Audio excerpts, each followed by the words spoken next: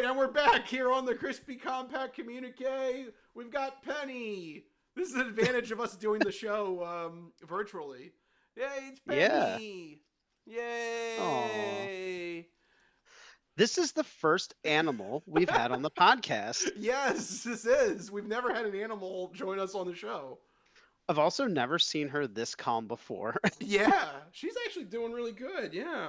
Yay. Well, there you Do you like go. New podcasting? Huh? new co-host there. This is actually the actually, yeah, you're not going to see me anymore. Cross my name out. Penny's up on here, and that's how we'll do the podcast from here on out. Huh, Penny? Hmm? You had a good Christmas? Huh? Oh. Yeah. There's a non insignificant portion of people that will tune in just for this right now. Yay! So here we go. This is your obligatory dog part portion of the podcast. Dogcast here. Huh? Dogcast. Huh? So she is entertaining. So it is She appropriate is. It's appropriate. that we are starting the entertainment entree with this part of the show. Oh, she's leaning into me. Oh, She's literally gonna fall asleep. she might. So, Mikey, what do you want to talk about in the entertainment entree? Well, there's two stories that happened recently. The first is just a real quick one.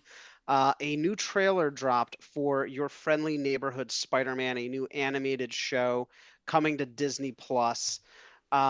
This is the first new animated Spider-Man show that's come out in quite some time. Um, was she sniffing the She microphone? was. Yeah, she's about to say something. You're gonna say something in the microphone, Penny? Huh? Give us a bark into the microphone. Huh? You gonna bark? No, No, I don't think she'll nothing. bark. No, But she was energetic earlier today, so I think she got it all out of her system. she's ready for a nap. All right, yeah, I think she is. She's getting nice and sleepy. Yeah. All right, well there you go. That's Penny, everyone. Yay, Penny! Okay, I'm gonna let Penny down. There you go. There Good you go. job, Penny. What a what a good pup. All right. All So right.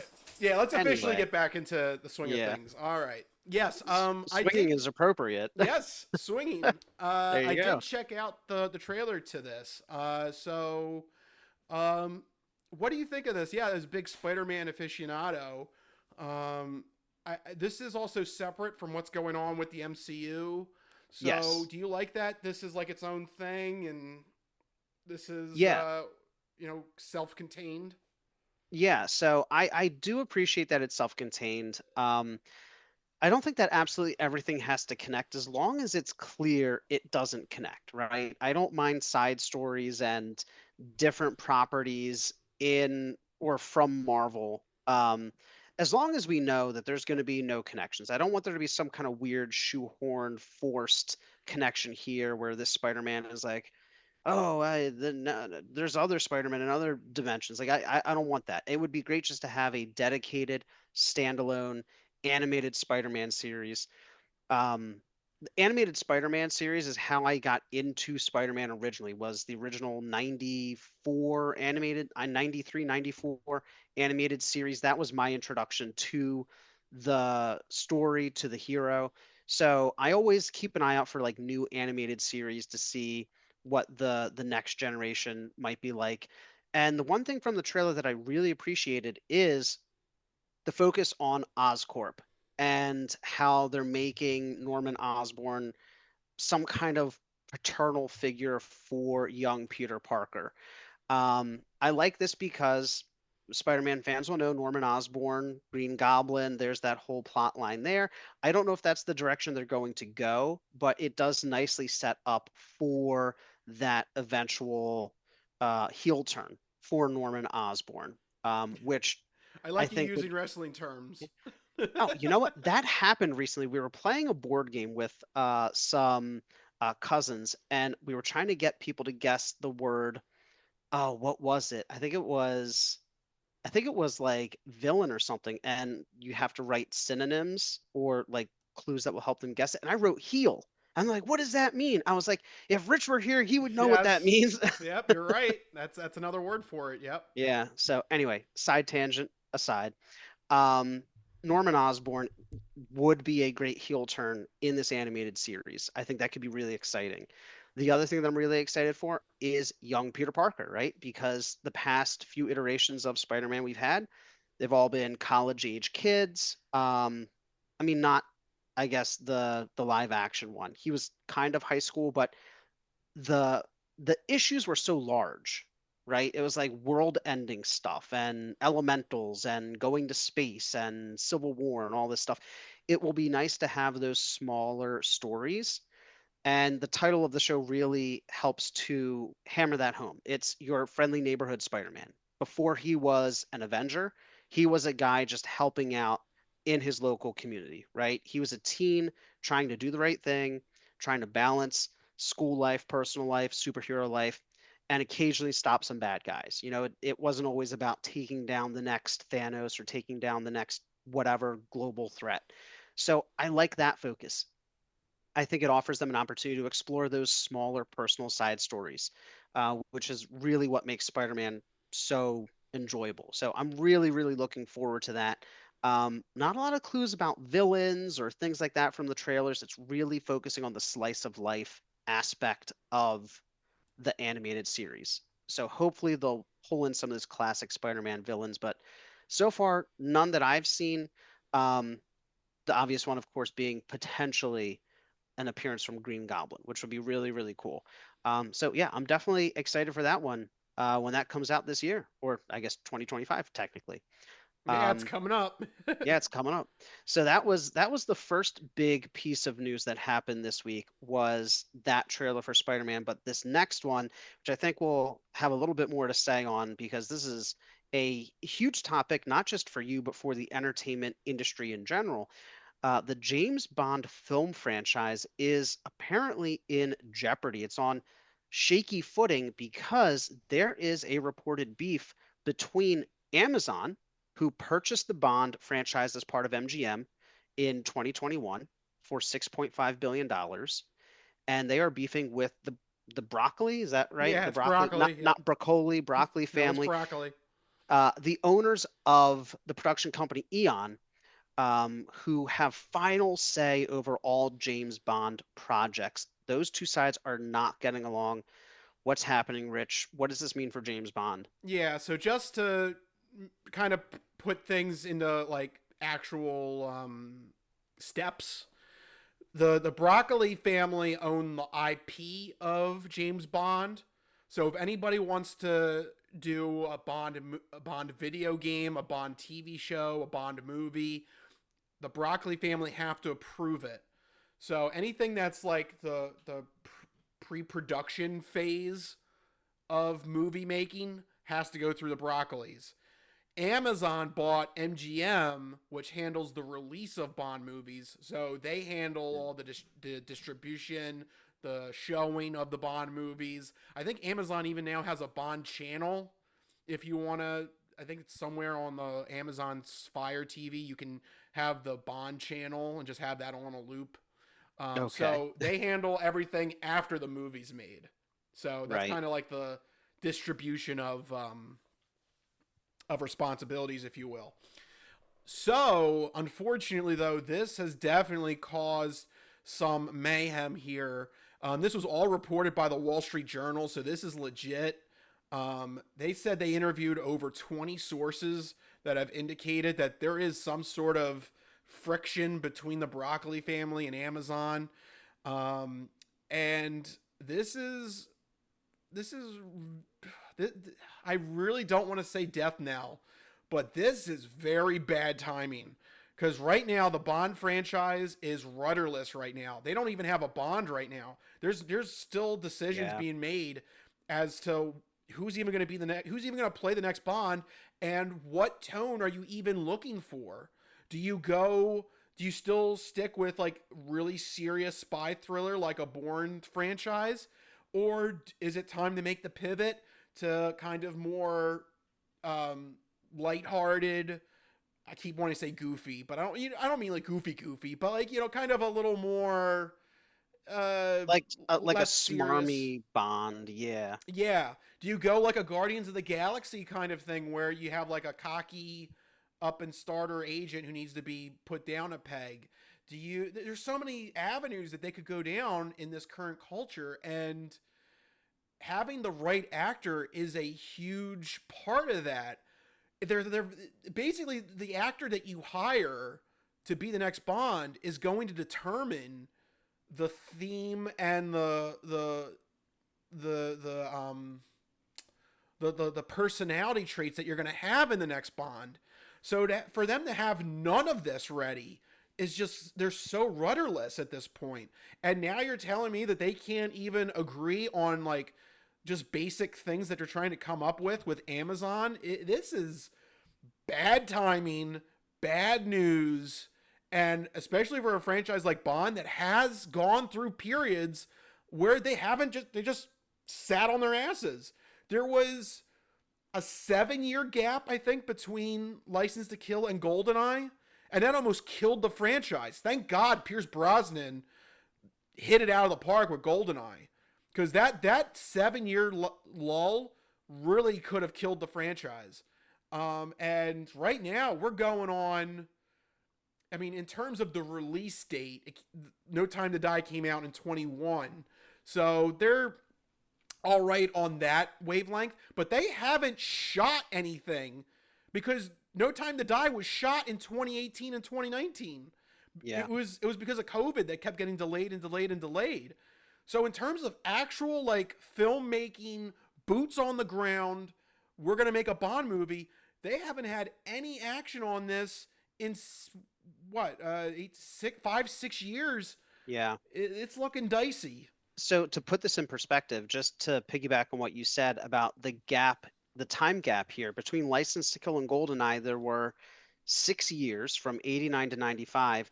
This and that is the longest gap between films, which is also tied with the gap between Spectre and No Time to Die, but that of course was interrupted by the pandemic. Yeah. So, it's, 6 years between those two films, but really No Time to Die would have probably come out In in 2019. 2019 It was or supposed to come out 2020. 2019. Yeah. So, but to your point, it wrapped in 2019, and we're literally on the eve of 2025. So right there, 6 years, they haven't even started pre-production on a new film. But more concerning, there's no movement on even talks about pre-production. Forget pre-production. There's no talks about pre-production, because what I've read here is that the Broccoli family, they don't like how Amazon is handling things. They say that the writers are effing idiots. They say that they're trying to build Bond through algorithms, and they don't like that. I thought you would They like said that quote. it's a great quote. And they also have just outright told other people close to them that Amazon is not the right home for Bond, and that they're willing to just kind of sit on the IP and not do anything with it. I mean, they don't need the money. It's James freaking Bond. They have all the money. They don't need to put out anything. They did give Amazon a little token, series. They greenlit a reality show called 007 Road to a Million, but that's it. That's all they've given Amazon in going on 4 years now. In terms of That new they product, yeah. In terms of new product, but even pre-production on product, which is the crazy thing, because pre-production can take a long time sometimes. So we're looking, I mean, even if they both come to the table to say, hey, you know what, new year, new attitude, let's start pre-production, you're still not looking at a new James Bond movie until at the very earliest 2027, 2028, maybe. At that Yeah, point, let's we keep forgetting there's no Bond right now. yeah. They So gotta. they have to go through, they have to figure out a project, they have to write a script, they have to attach actors and actresses, then they have to actually shoot the damn thing, and then post-production, yeah, you're looking at probably 2028, at which point Bond is dead. I mean, depending I on what they decide to do with it. uh, I don't know. Can the franchise sustain a lack of content for that long? Because there's no games, there's no TV, there's no movies. This is There kind of can be unprecedented. games. There can be games. Because But are the there? Broccoli family, they do love video games. They really actually have been But to on the but to my forefront. but to my knowledge, I haven't seen anything. So unless they have something in the works, They yeah um, they've had a couple of video games recently. Yeah. Have they Uh huh. recently? Yeah. Oh, Um, but that's kind of a different tangent because that doesn't involve Amazon. right. So they're fine with that. The But I guess problem, the yeah, point though is, can the franchise sustain a gap of potentially 7, 8, 9 years without a movie, without it losing cultural relevance? it can, but I would not recommend it. Yeah. To me, it's just like the probability of success falls every year. The longer this goes on, the probability of success falls down. So I would recommend to, yeah, if they really want to get Bond back into the popular culture, sooner better sooner rather than later, because this is a long gap. People have short attention spans. This is a very disturbing development at the wrong time. Yeah. Especially since No Time to Die did not live up to the financial success of either Skyfall or Spectre. Yeah, So we're kind of in a situation where Bond is has left fans with kind of a, yeah, I don't know what's the vibe from the fandom, but it seems like it kind of split a lot of the fandom. A lot of them didn't like the way that it went. Maybe critically and commercially, it didn't perform as well as the previous two movies. So you're kind of leaving them on a semi-sour note. And then you take a huge, like, 9 year gap. And then all of a sudden it becomes one of those, oh, yeah, James Bond. Yeah, that old franchise. And that is not good that's for not where you want to entertainment. be. Yeah, Yeah, you don't want to be, oh, yeah, that thing. No, no, no. You don't want that, or especially not in the world of MCU and DCU. No. yeah, or worse, like a little kid being like, "Oh yeah, my grandpa watches that." Yeah, it could be. In the entertainment world, 10 years can be a long time. That's why we always hate it when they bring franchises back from 30-year hiatuses. Look at how well that works. Ghostbusters. You Yeah, know, for example, you don't want to take, if you're planning on having a sustainable franchise like James Bond has been, the whole point of it is relevancy and timeliness. And you're killing those two things by not getting anything out. yeah. So I'm very disturbed at this latest news here that came from Wall Street Journal. Which wow, that really shows you like this has some bearing on not just the entertainment world, but also if you have stock in MGM or something. Like this is not, or Yeah. stock in Amazon too. That hurts the Amazon stock too. That Broccoli is like saying they don't know what they're doing. That can't Yeah. be Very, good very PR. publicly saying it. Yeah. Yeah, so I also like the quote that they want to build Bond by an algorithm. I want to know what the algorithm says they should do. I'm just curious. I'm not saying actually follow it, but I'm curious what would an algorithm recommend for the next Bond movie, you know? Oh, God. You know it's going to be not great. It's gonna be they just feed all the past James Bond movies into an AI and have it spit out something. It's just wildly misogynistic. I wonder if I could do Chat GTP, make me a spec script for next Bond movie. Are you literally doing that Yeah, right now? why not? Just give us Um, the log line. here you go. Wait, here's an idea. This is from ChatGTP. I literally just put this in. Okay. Let's see. This James Bond Shadow Protocol.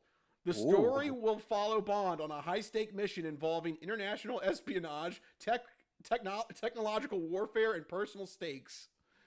Coming Wow, this summer. that's There you go. so very specific and can't be confused with literally any other spy movie ever created. That is Technology that is truly technology and personal stakes. and Don't forget personal. personal. Yes. No other spy has personal stakes except for James Bond. Yes, that's right. So So take that. totally unique. Good Oh, job. that is terrifying. Shadow Protocol. I like that. I like the name, but It sounds the too Mission Impossible-y. Because I think does it? there's Ghost Protocol for Mission Impossible. Oh, okay. It's a little Mission Impossible-y. My I problem just made a is that verb. Mission Impossible-y. Mission Impossibly. Also, I Yes, think there's a movie called Shadow Protocol. that's my. There you go. That's my contribution to the English language. There you go. It'll be the word of the year for 2025. Yes, impossibly. Oh man. So yeah, there you go. The two sides are at an impasse. Yep. ChatGPT can't fix it. So we'll just have to wait, and we'll report back if there's any updates on that, because it is seriously going to impact the entertainment industry. I mean, James Bond is one of the last remaining big spy thrillers, and if that's not successful, the genre kind of peters Does out, yeah? Does it right? fall Yeah, apart? Yeah, we'll yeah. see. We will All right. see. Well, that is enough entertainment. Let's get into some odd news. And you know what? When you don't know what's happening in the world, when you have to do a virtual podcast, there's just one way to make things seem normal, and that's to do an odd news story from Florida. So, It's Mikey, Florida and they're crazy. if you can count on anything, it's Florida providing some decent odd news. Absolutely. It is an old mainstay here in the non-fortune cookie odd news. In this segment, Rich researches the news, he reads the news, and I react to the news. He finds a weird and wacky story, which means it is always brand new to me. I don't know what's about to happen. You guys don't know what's about to happen. Even Rich doesn't know what's about to happen because these stories always take us down wacky and wild paths, especially when we're heading down south to Florida. So, Rich, hit us with the deets. What's going on? Okay. Well, I know you love people being angry, so Yep. here you go. And They always also, do weird things when they get pissed. and also, I try. This is for all you people that love DoorDash and all this Uber Eats and all this stuff. Whoa, whoa, whoa. I like those things. What's wrong with those things, Rich? I'm one of those people. I don't know. I guess I'm just weird. Like I'll put an order in, but I will gladly go pick it up my own. I don't know. I don't You can need. order pickup off of the apps. Yeah, Yeah, and that's what I do. Like if I'm ordering it, I will gladly go pick it up. I don't. right. My life's not that busy that I can't freaking go get my own food. I don't know.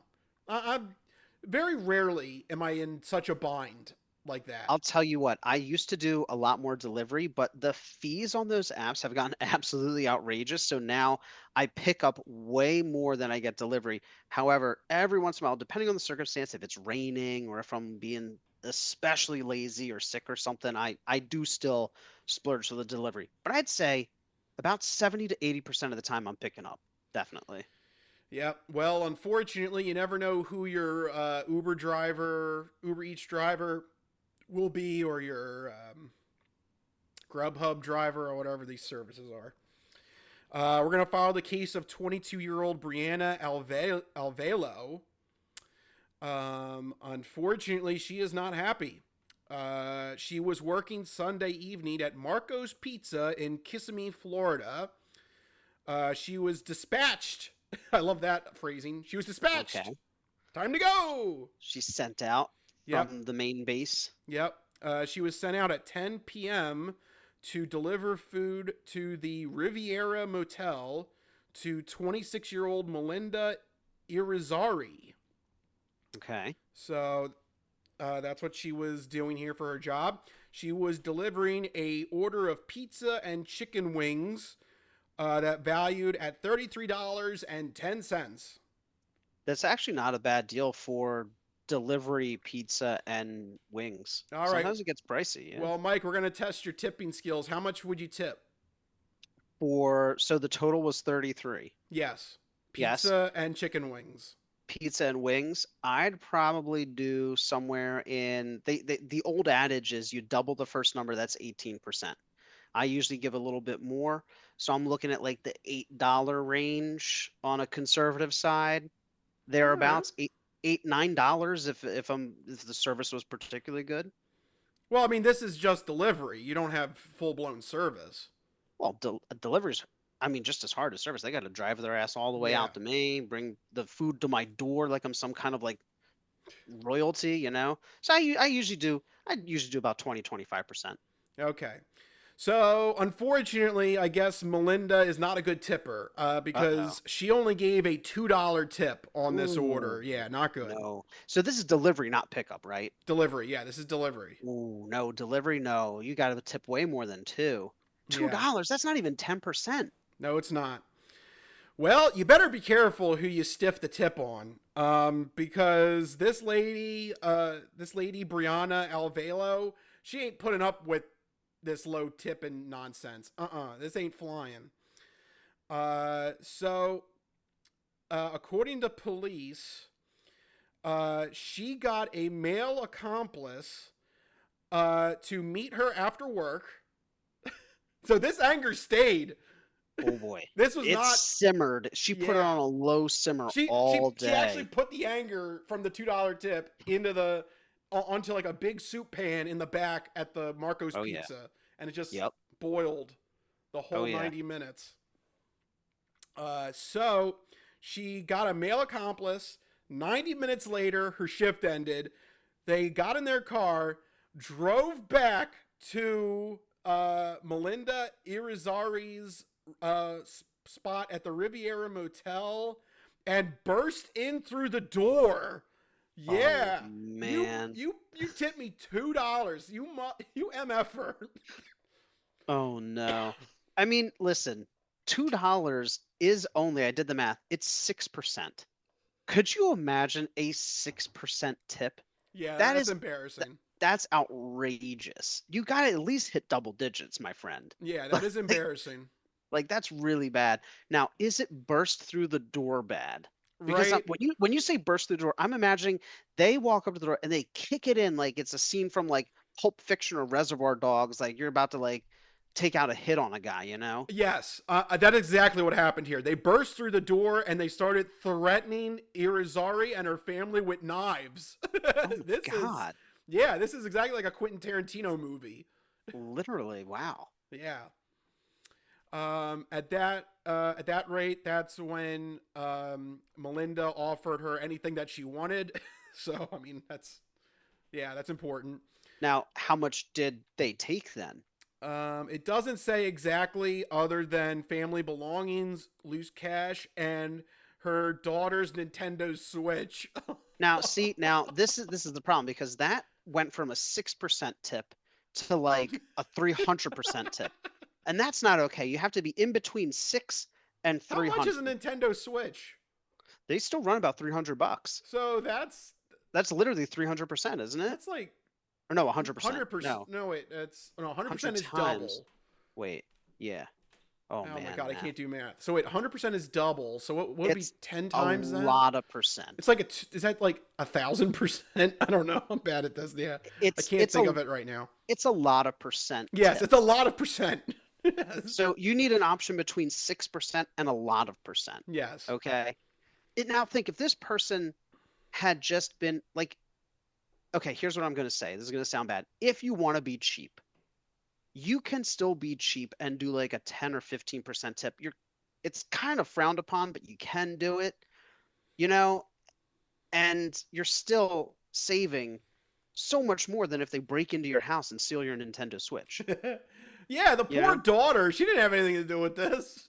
the daughter's just trying to eat a slice of pizza, and next thing you know, the Switch is gone. Yeah, no more Zelda or farm. What's the farming game you play? Stardew Valley. No more Stardew Valley for you. Don't Sorry. don't don't take the Stardew Valley. That's let me tell you, that's a great game. Yeah.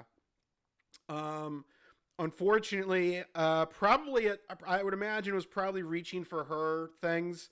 Yeah. Melinda did try to fight back, and unfortunately, Alvelo did stab her a couple times with the knife. Oh my God. Yeah, so there was That an got actual, bad. yeah, Oh, actual stabbing here.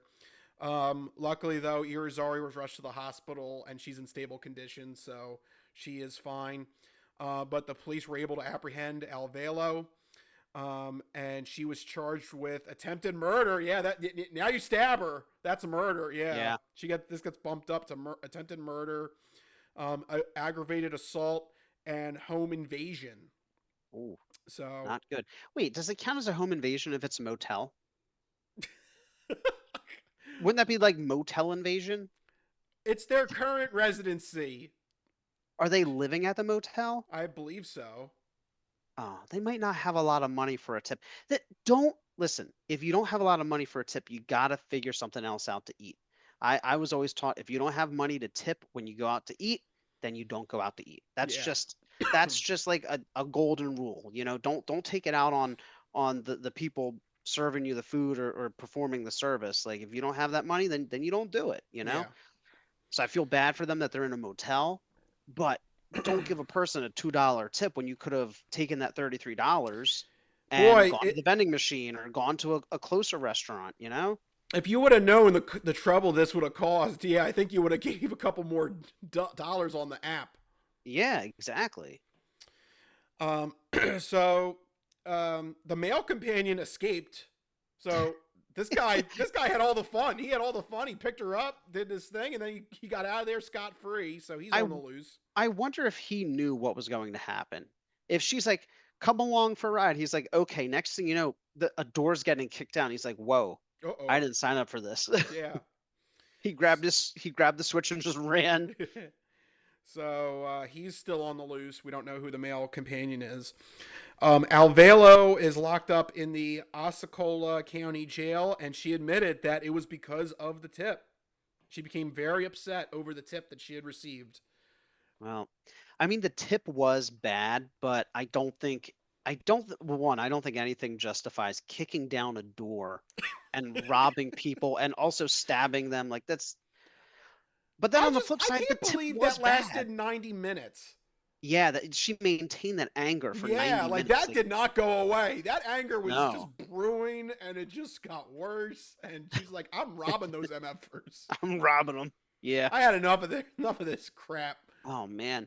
She had to bottle that up until the end of her work shift. That's Yeah. impressive. To continue How to do work. professional. Right. That Exactly. she should put that on her resume. She should get a raise. I have anger management capabilities. There you go. Conflict resolution. Just not after work. Right. During work, I can During work. handle it. Oh yeah. Uh, Oh man. I mean, she so should be commended for keeping that bottled up. yeah. All right. Well, there you go. That is the odd news for this week. Be careful how much you're tipping. Make sure you tip everybody. Anybody that's doing a service to you, make sure you tip well because you Absolutely. do not want to get stabbed and lose your Nintendo Switch. You better watch Uh, out. You have a Nintendo Switch. yeah, but I always tip well, so you better nobody be better tipping take my right, Switch. Mike. Yeah. Make sure you're tipping right. Nobody take my Switch. I always tip between 20 and 25%. Come on now. All right. Well, there you go. That is our odd news story, and that is our final portion of the show. And that will wrap up this week's episode of the Crispy Compact Communique, our virtual mobile version of the Crispy Noodle podcast when we can't be in person. Thank you guys for supporting our show every week. This is our last show of the year, too. So this is crazy that this is how we're going to end the year on. We've had a blast throughout the whole year. All the odd news. Again, just when you think you've heard it all, every week there's a new odd news story that just you got to hear about it. You just Yeah. you can't It never believe. fails. Yeah, you can't believe that it's new every week. Even as we enter another year of doing the podcast, yeah, it's always fresh. You never know what you're gonna get on the odd news, and you never know what you're gonna get on the show. Because Yeah. we like to give you the latest in sports, entertainment, and odd news. Make sure if you want us to talk about a topic on a future episode, you tweet at us, post at us, whatever. My handle's up there at Rich Liebig. Mikey's got his thing that way. It's always reversed. I got to remember that. I never. Is it over my head? Is it up Yes, here? it's over your head. You're good. So you're on that side. So if you want Mikey's contact information, there you go, right there. Yeah, I think that's gonna do it. This is gonna be our last broadcast of 2024. Anything you want to say, Mikey? This has been a hell of a ride. Thank you to all the listeners for sticking with us through 2024. We can't wait to spend some more fun with you guys in 2025. That's right. So, with that being said, we'll see you next year. Ha ha ha. See you next year. Ah! Oh, jeez. So good. I do that joke every year. Never Yeah. gets old. All right, but for now, that'll do it. This has been the Crispy Compact Communique.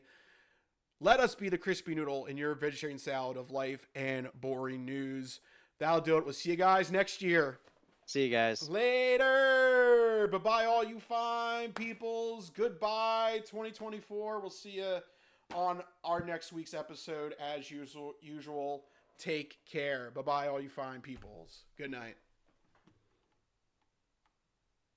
Some of us have great stories, pretty stories that take place at lakes with boats and friends and noodle salad.